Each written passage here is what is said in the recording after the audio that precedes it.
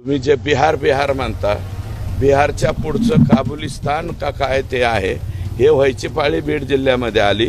कोणी उठतोय, कोणी परवाने काढतोय, लग्नात गेलं की वर करून दाखवतोय, कोणी लक्ष्मीपूजनाला ठॉय करतोय, कोणी चौकात उभा राहायला ठॉय करतोय, कोणी धाब्यावर बसला तो पण ठॉय करतोय। तर हे ठॉय जे आहे बीड जिल्ह्यातलं, हे लवकरात लवकर जिल्हाधिकाऱ्यांनी संपवावं। पुढच्या 8 ते 15 दिवसाच्या आत जिल्हाधिकाऱ्यांनी याच्यावरती संपूर्ण कारवाई जर नाही केली तर निश्चितपणे मी त्यांना बोलून आलोय की दुर्दैव आहे, ते आमचे मित्र आहेत, परंतु त्यांच्यावरती सुद्धा कारवाई करावी, अशा प्रकारची दुर्दैवी मागणी आम्हाला करायची वेळ येऊन देऊ नये।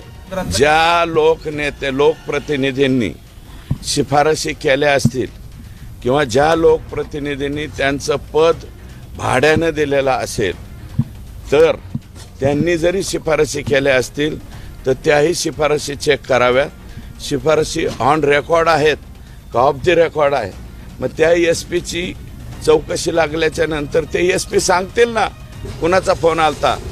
माझा फोन आला असेल ना एखाद्या वेळेस सुरेश धसचा, तर सुरेश धसवरती सुद्धा कारवाई झाली पाहिजे। पण मी एक नम्रपणे सांगतो, माझ्या लाईफमध्ये मी स्वतःलाच ते बंदूक मागितलेले नाही, तर मी इतरांना कोणाला द्यायला, माझ्याकडे यायचे लाडा बरेच जण आलते, मला पिस्तूल पाहिजे।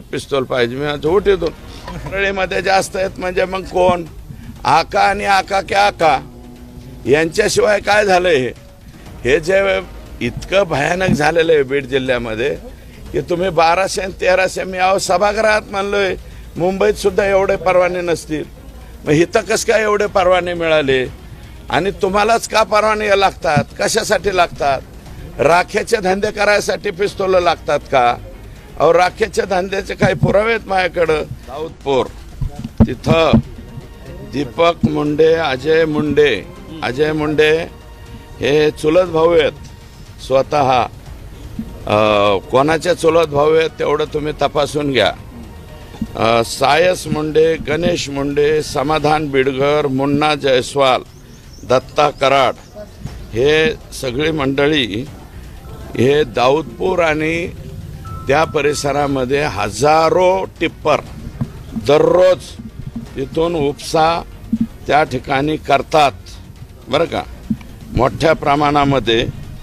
आणि एक नाही दोन नाही बरं का, एक नाही दोन नाही, तर तिथं हजारो टिप्पर हे रात्रीच्या अशा पद्धतीनं हे दिसत असेल तर मी तुम्हाला देतो हे 150 गुंड घेऊन कोण लोक येतात यांचे लोकेशन तपासा बरं का। हे देणार आहे एसपी साहेबांना मी। गुंड येणार 150, 4 अधिकारी असतात ड्युटीवरती, आणि इथले परळीचे पोलीसवाले आजपर्यंत गुन्हा सुद्धा दाखल करून घेत नव्हते। जेव्हापासून या प्रकरणाच्या विरोधात मी बोलायला लागलो तर पहिला गुन्हा दाखल झालाय।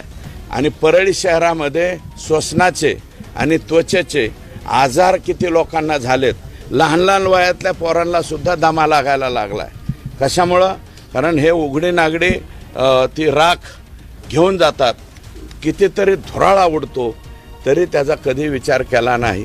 की आमदार सुरेश धस यांच्या प्रतिक्रियेवर तुम्हाला काय वाटतं ते तुम्ही आपल्या कमेंट बॉक्समध्ये लिहायला अजिबात विसरू नका। आणि असेच नवीन व्हिडिओ पाहत राहण्यासाठी आपल्या मराठी एल्गार या यूट्यूब चॅनलला सबस्क्राईब करा।